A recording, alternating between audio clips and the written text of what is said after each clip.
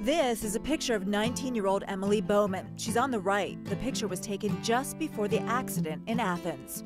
Her best friends who are trying to come to terms with what happened say it is horrifying to see what Emily looks like now.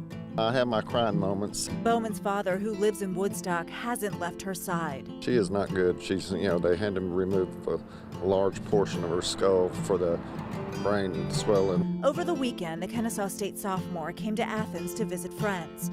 Bowman was walking on a grassy area back from downtown early Saturday morning when the Athens-Clarke County Police say a pickup hit her and then drove off. Outside of the hospital, Emily's friends try to remain strong. Please pray for her and hope she recovers because I don't want to lose my best friend.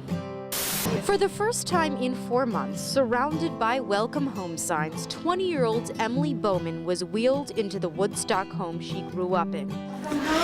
I've got so many emotions going right now. I'm happy, I'm nervous, I'm sad. Volunteers from the nonprofit Sunshine on a Rainy Day spent hours transforming the house to meet Emily's new needs, including a handicap-accessible bathroom and a bed decorated with all of her favorite colors. I just never had a dream that all this could happen, to get her, set up to come home like this and everything. I was looking at handicap accessible places.